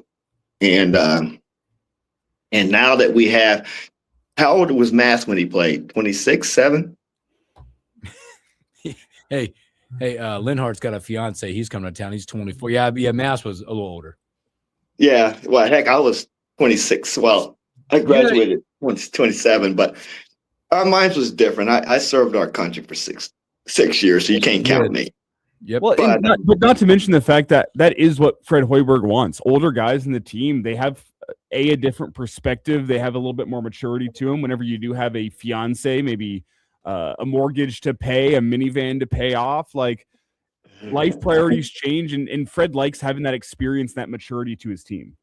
Well, and then you have somebody that knows our culture, our system, who was a prior leader, and that's in Jamarcus. And not only Jamarcus would love to come back, the fans would love to have it, and definitely Coach Hoiberg and his staff, a natural leader that was, now I wouldn't even say natural, but he became a leader, and he knows our offense like the back of his hand. And man, could you imagine him competing with the kid that from Utah Valley State? I mean, Yeah, I think there'd be competition, but the question, I think, Injustice, you brought this up a few times, and we're all thinking it. Lenhart's a starter. He's walking, and he's going to earn it, but he's your guy. Would Jamarcus be okay with accepting that role? And I think that's what this past team was built on, was fit and accepting roles. Mm-hmm. Well, I beg to differ there because I don't think Coach Hoiberg promises anybody starting positions that I'm aware of. And you're going to have to earn it. And although Lenhart is a very, very established and very, very good basketball player, but he has not played in our system. But he's been around. And like you said, Coach Hoiberg and his staff like maturity. And that's what we built our success on, was maturity. So I do get that. But I'd love to see Jamarcus back. And I'm sure other teams that's in the same boat, because NBA is getting tougher and tougher to make with as young as these teams are. Have y'all been watching the NBA playoffs? These kids, I mean, I don't recognize anybody. Unless NBA has put you on a pedestal, I don't know who these guys are. Well, I think They're so many young. of the role players in the NBA nowadays, it's been said for a long time that the NFL stands for not for long. We need to think of an acronym for the NBA, because you have your superstars, but it feels like those guys between, spots 5 and 8 coming off the bench, they have their cup of coffee in the NBA. They spend a year or two in the G League, and then they're off to Europe, or their basketball career is over. It feels like there's among those guys that are not top 50 players in the league, so much less career longevity in the NBA than there was even 10, 15 years ago. And it's not even close. Back that up, but it's what it feels like. It's not even close. I'm watching Portland last night, and I forgot about Scoot Henderson. I'm like, that's the guy. We talked, yes. Yeah, so that guy was the one that they were talking about being number one over Wemby, right? I mean, where's this guy been? So it's interesting to the fact that college teams are becoming older than half of the NBA teams. So these guys are with NIL transfer portal, they're able to play more years in college, make just as much money, if not more, than you can make at the NBA level. Why don't you stick around? And I think that's one of the main reasons they had NIL. To keep players, because, the one and dones and these players leaving so early to go, try their talents in the NBA. And college was being just taken apart.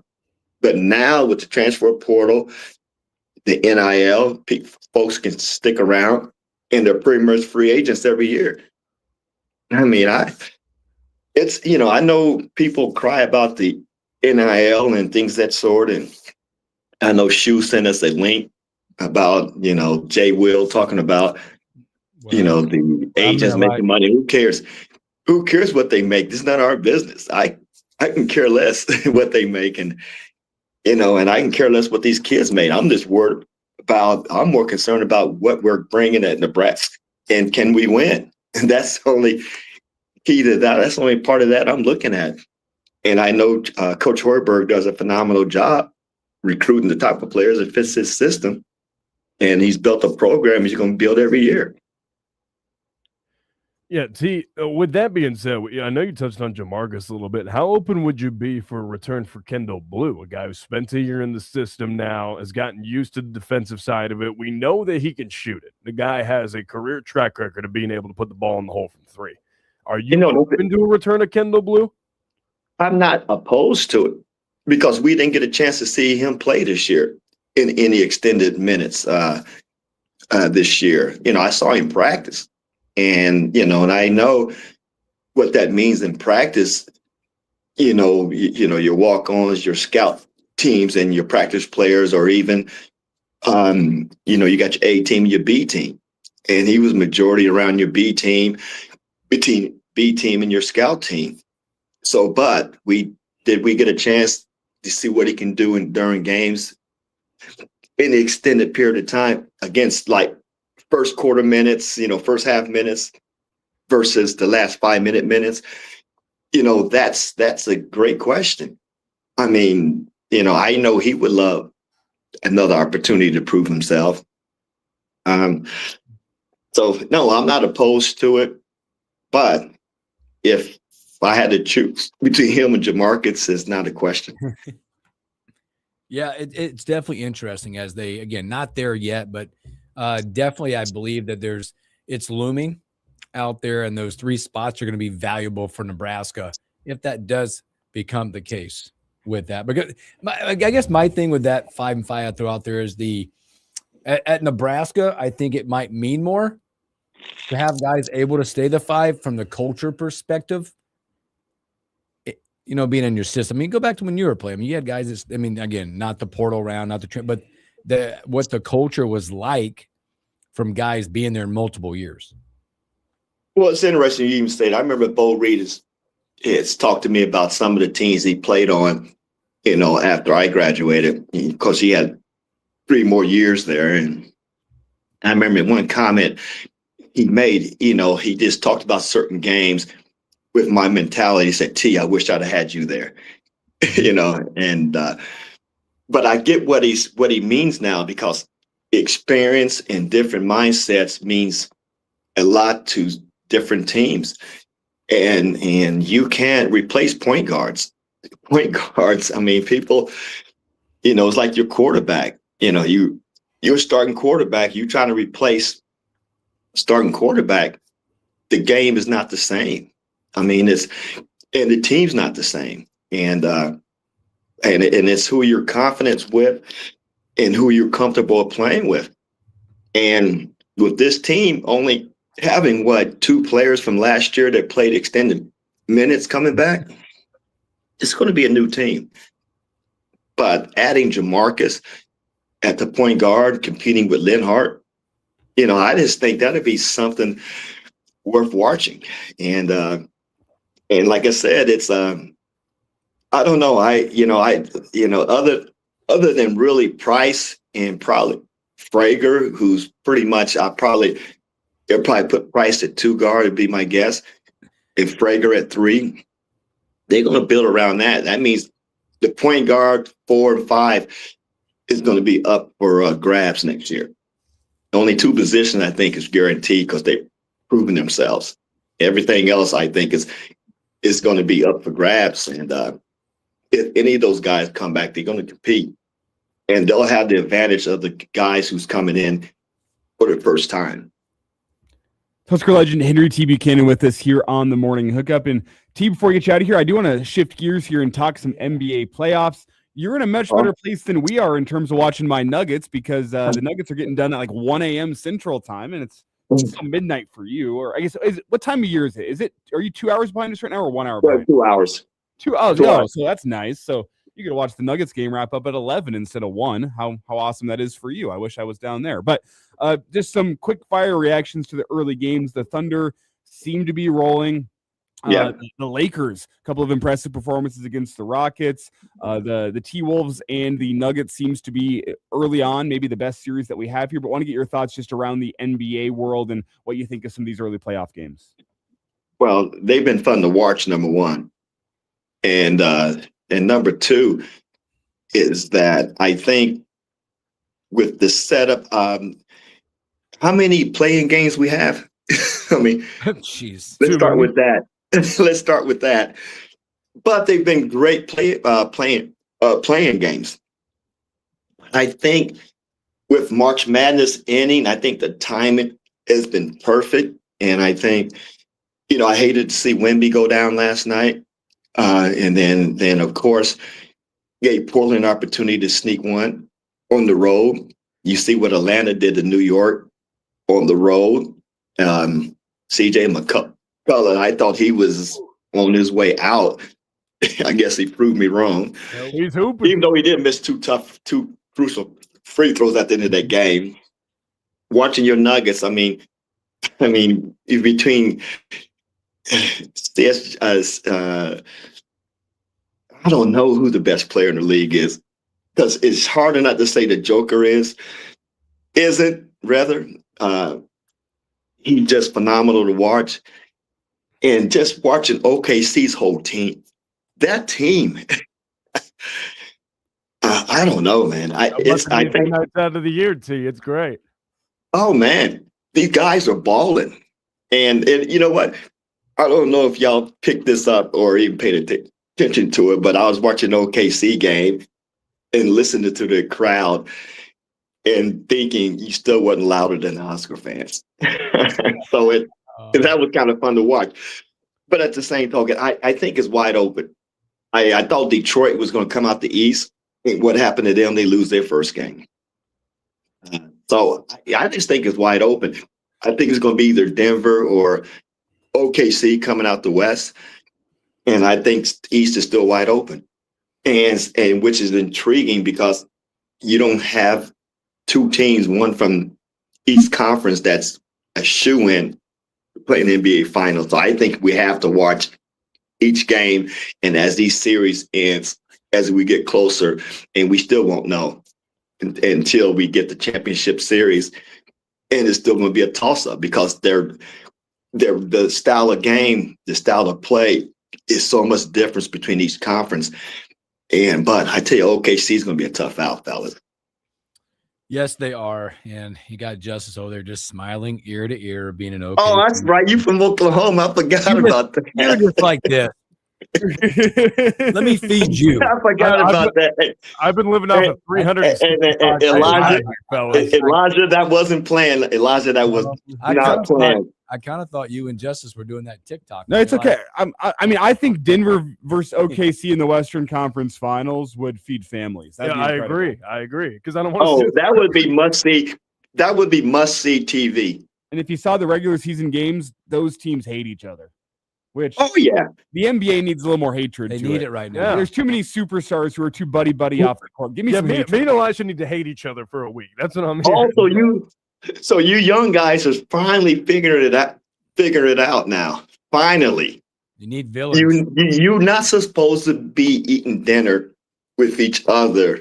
There's only one guy in the league right now. We mentioned him earlier, and that's Anthony Edwards. Likes nobody. No, he hates everybody. Yeah. He hates and he's not. If you're across the court from you, it's a blood feud. It's not against anybody and anything. He just hates you. He'd hate you if you were serving his mac and cheese. Dude. Yeah, he's just a hate. But I wish NBA would get back to that. No friends. We battle and we become friends after we retire, like Larry and Magic did. We need some jerks like Jordan back in the game. That's what we need. Well, Kobe too. Yeah, Kobe was a jerk. He was that guy. He was that guy. He was. Yes, and you're so right. But yeah, Justin, I did not. That was not for you. It's just what my eyes have been looking at. Your eyes are seeing the correct things. That's what I'm saying. Your eyesight's perfect. You went to the optometrist and you got 20/20. That's all I'm hearing. It's the same thing. I'm gonna text you back that when you sent me that, I clicked on that video and I saw who was talking and I turned it off. I never listened to it because of who was talking. I figured you would. Jay Will. Yeah, it was Jay Will complaining about how much the agents for these NIL deals and they get 20% of whatever the contracts are in comparison to other leagues. Yeah, well, if he just stayed off his bike, he wouldn't be wearing turtlenecks on ESPN either. So. On that note, Yes. I better get out of here now. Oh man. But hey, let's continue watching this. And I think Coach Warburg wants to come next week. Okay, Hopefully you we'll just get let me him on next know. week.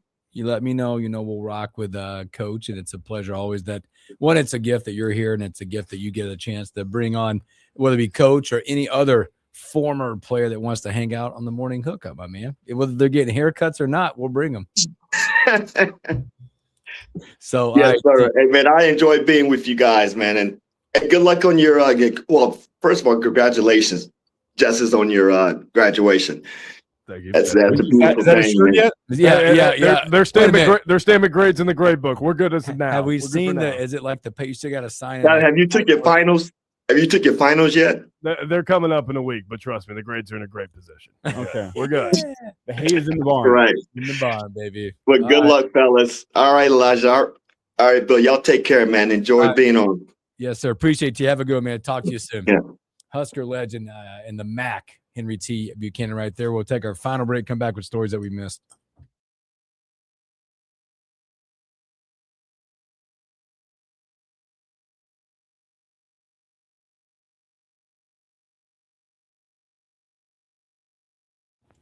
Just the legend right there.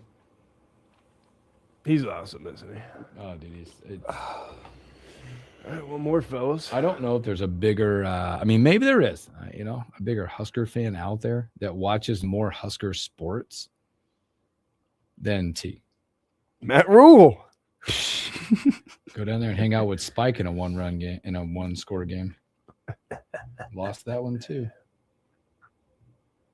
Don't get me there. Don't make me go there. Not doing it.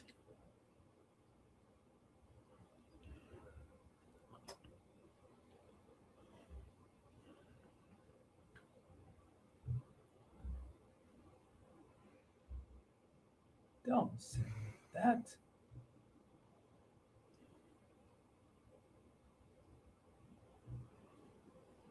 For you.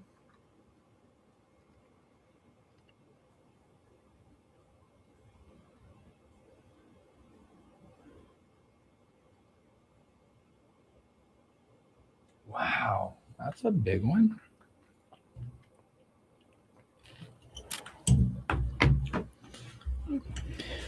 What a day, boys. What a day. My Cardinals' first pitch at 11:10 against the Miami Marlins. What are we doing? It is Well, a school day. That's what I love about baseball. Tonight? No, it's 11:10 a.m. That's perfect. That's what I love about Who wants to baseball. watch? He's watching anyway. I'm watching. With weekday baseball games, I watching. feel like they just enter a random number generator to figure out when first pitch is going to Yeah, be. like why are the Blue Jays and Angels first pitch at 2:07? Yeah. And you know it's starting at 2:07. That's the best thing about the MLB. If they see they a start. first pitch time, it is at the first pitch time. Who was it that for an entire season, was it the White Sox? 7-Eleven paid the money to have all of their home games start at 7:11 p.m. That's amazing. That's great marketing right there. OYZ is going to see a 5:45. Oh, he went last night. I know. Yeah. Good thing he's not going tonight. Max Fried's on the bump. He went last night. You got to see. We got to talk to. There was like a weird pitch clock thing where one of the Yankees players was trying to game the system where he won't look at the pitcher until 9 seconds left in the pitch clock to try to generate like pitch clock violations, because you need to have pitcher and batter make like eye contact before the 8-second mark. That's right. So he doesn't look up till the 9-second mark. So you just stare him down. Yeah. But he's been drawing pitch clock violations this year, and there was a bit of a battle last night where he got beat by his own game. It's actually funny. I love it. He looked up late and got struck out in the 9th. Hey, the White Sox aren't awful to watch. Murakami came over, and dadgummit, he might lead the league in strikeouts, but dadgummit, he's going to hit 30 homers. They're not that bad to watch. The way of the league. Now the Royals, boy, they stink. They are awful. They stink. I feel a little bad for Wisey in that he's still not gotten to see the Red Sox score a run in a game he's attended. But... Oh boy, yay. Hey, you got to see the game though. Something to talk about on a Friday. That's good. That's good out of you. You know what's funny is the Royals are bad and they still don't have the worst record in baseball. Who does? The $373 million team. Oh, yeah, the Mets, yeah. The New York Who could forget? Metropolitans. That makes me so happy as a Braves fan. A huge series this weekend, Mets and Rockies. You guys might take 2 out of 3. They're terrible. Oh, boy. The battle of mid. If they took Isn't it nice that you could say mid instead of trash? trash. If they took, oh, my God, if you could take 2 out of 3.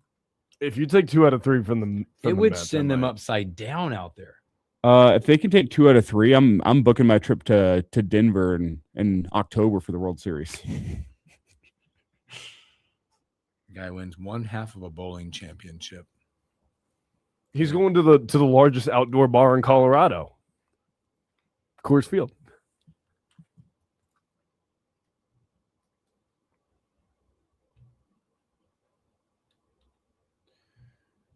Huh. It's actually really funny. I'm trying to think of some stories that we missed. I got one that just popped. Speaking of baseball. Shane says, I don't get how the Royals can have good players like Bobby Witt and Vinny Pass but are still terrible. Well, that's because there's this funny thing about baseball, and I'm not trying to be patronizing. There are 9 players in a lineup. Yep. The other 7 for the Royals might be terrible. There's still a guy on the bench, too, that's not good. Yep. All right, fellas, let's get rocking and rolling here.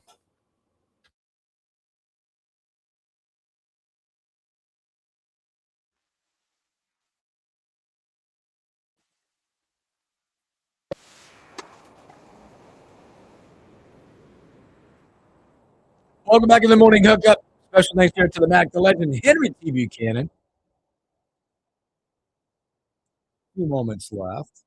The keyword, by the way, I apologize for not giving it.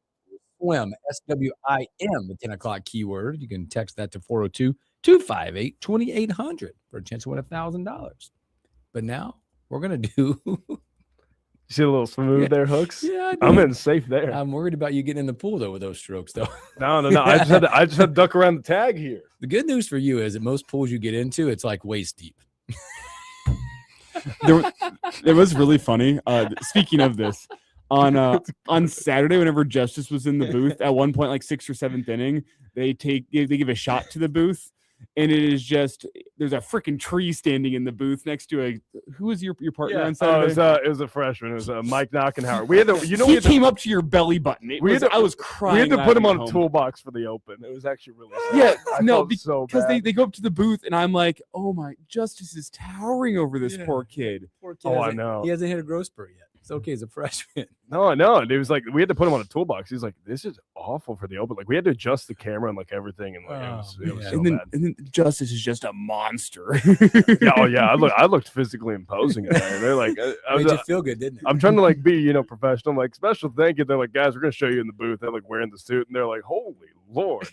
Guys one gets his suit from Big and Tall. The other one gets it from Abercrombie Kids. Boy, dude, they were showing me. It was like, dude, I'm taking up the whole window pane here. What are we doing here, fellas? Oh my Holy God, frames. that's awesome.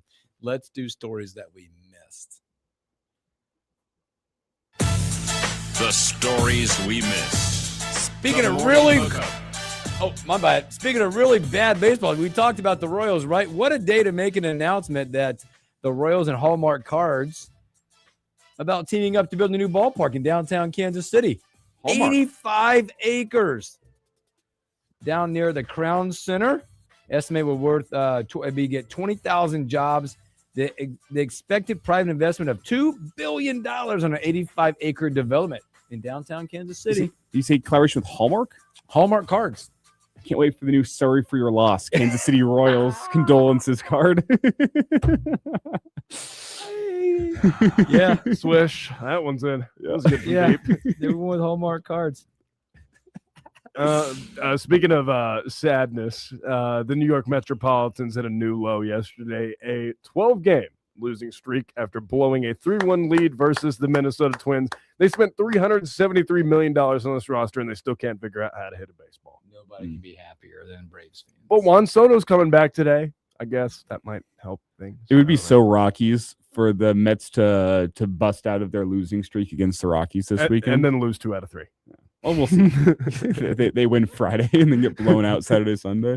That would be fitting for both of these teams. By the power of friendship. The fear Rocktober, baby. It's coming. Well, while we talked about stadiums with the Royals here, down in Dallas, Arlington City Council has voted 7-2 to publicly fund upgrades to AT&T Stadium. Apparently, that spaceship that they have down there is just not good enough right now. A $1 billion stadium overhaul coming via public assistance. The Cowboys are the most valuable franchise in all of American sports, yet they cannot fund their own stadium improvements. Wow. So that's the American taxpayer is now going to be funding those $1 billion improvements. And when I look at that stadium, to me, I don't think $1 billion improvements are needed. It's kind of already still a state-of-the-art stadium. But hey, who am I to say? And Jerry Jones clearly just doesn't have enough money to fund it by himself. Interesting. Something we did miss yesterday, by the way, in the NFL. You're talking NFL. Mike Tomlin has landed a new job. He joins NBC as an NFL studio analyst coming up. I think he's going to be really good in the booth.